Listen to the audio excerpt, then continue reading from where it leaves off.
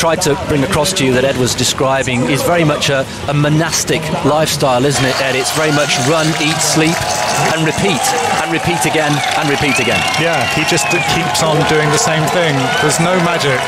There really is no silver bullet to getting as fast and as fit. I mean, you have to have the talent, but you know, you have to keep on doing the same things. That's the mantra for all marathoners: run, eat, sleep, repeat. And that's what really breeds and produces the best results if you want to be a great marathoner and a great distance runner. I think there was a slight trip there. Was there a trip? Yes. I just saw Elliot kind of a little trip up in that transition. And they've lost their... A little rocky. Yeah, that was a little bit ragged. You have to say that the transitions from one team to the next, they're just coming through in front of our commentary position yet again, from left to right as we look out from our commentary position here.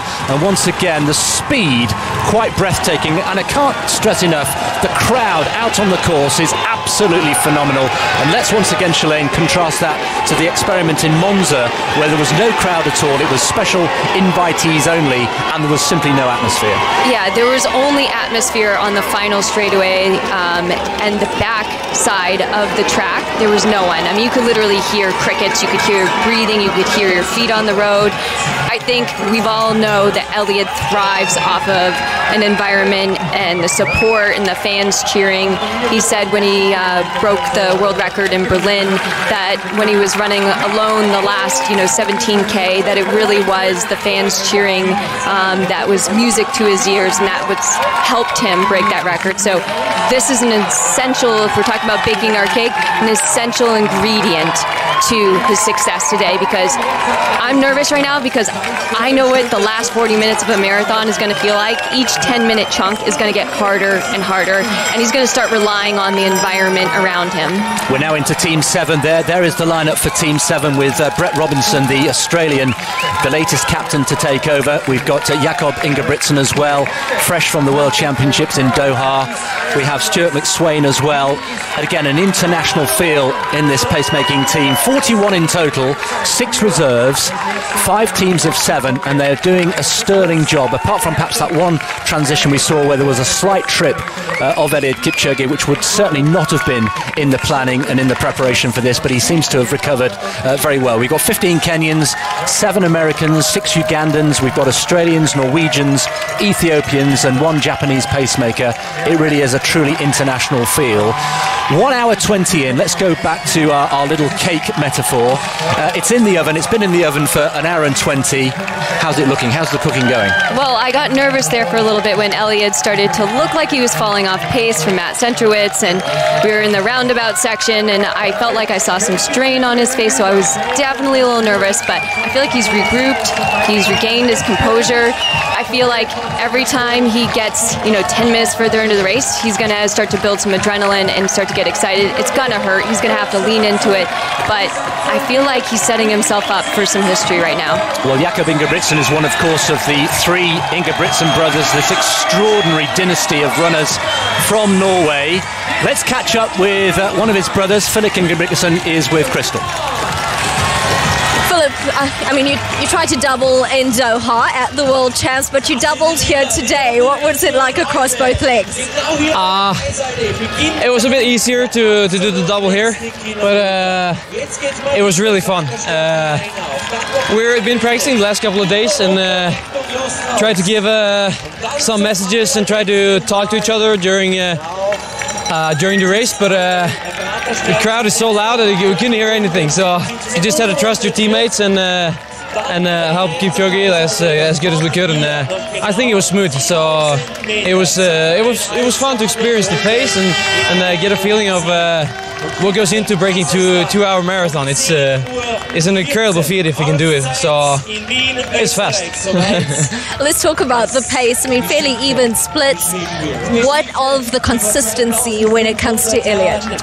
Yeah, I think that's the way to go here. To go out hard, but to be able to maintain the pace. And if you're strong in the finish, you can go even faster. But it's a thin line between an incredible race and like hitting the wall. So you need to stay right at the sweet spot and that's the thing. He's been practicing for many years. He's an experienced runner, and hopefully he can pull it together today.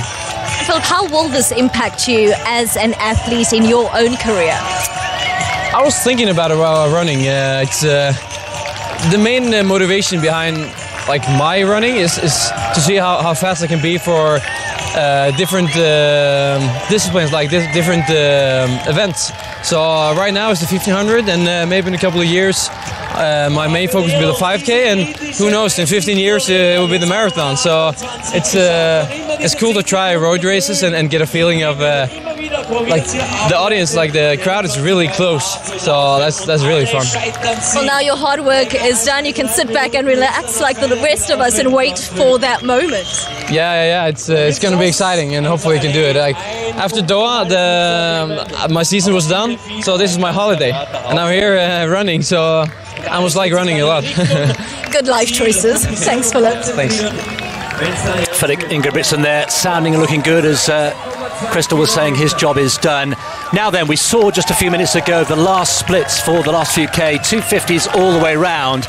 And Shalane, you've been looking at the positioning on the road, on the Hauptallee of Eliud Kipchoge, and signs that actually he's feeling much better. Yeah, so as an athlete, when I'm getting antsy and I want to run faster, I will run up on the edge and the shoulder of my pacer. And it looks like he was running up on the edge of Brett Robinson there, not running directly drafting behind him. Instead, he's on the shoulder, which to me means he's kind of like pushing. And that last K is actually showcasing it is a little faster. They ran a 2:48 last K, so 2 seconds faster than projected. I was just wondering about this. You know, sometimes he's off on one side, and I wonder whether that's to do with what they've been told about what little wind there is, where it's coming from. So now we see what's kind of 12 seconds inside target time. And that's the highest it's been in the race so far. Yeah, projected 1:59.47. But isn't it amazing how much better he looks now than he did 15 minutes ago? We can only speculate. We don't know how he was feeling. If he did go through a bit of a moment, Shalane, what might that have been? You know, it could be something as simple as just his drink not settling well in his stomach. And, you know, I've had circumstances in which the fluids are kind of coming up. They're not settling well in the stomach. And it could be something as simple as that. It seemed really early on to see him kind of straining. So I'm guessing it was maybe a fluid issue. This is the quickest they've been running at any stage during the whole challenge, 13.3 miles an hour. And this side-on shot, let's just go to this again, because we see in all its glory, Shalane, the cadence and the natural running style of Eliud Kipchoge. He's just like, what he does, he stands out to me. He just has the absolutely efficient, perfect form for a marathoner. You see the top half of his body, it's like a rifle target. You know, he stays so still, and his legs are doing this work, and then, you know... And his core is so strong and straight, all momentum. If you see, they're running ahead of the green line, it seems. So it seems like they're feeling good. This is a critical moment coming up. They're approaching the 30-kilometre mark, and the time we're looking out for here is 1:25.18. They're comfortably inside that at the moment. 1:25.18, so in about 16 seconds' time, would be sub 2 hour marathon pace. And in Monza, he went through in 1:25.20.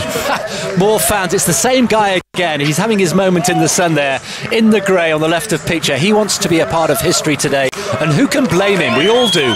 We're hoping that Eliud Kipchoge will be making history today. 30 kilometres have been completed, and let's just go back to Monza just as a little guide, because in Monza he was 2 seconds outside of sub 2 hour marathon pace. Yeah, he's doing fantastically well.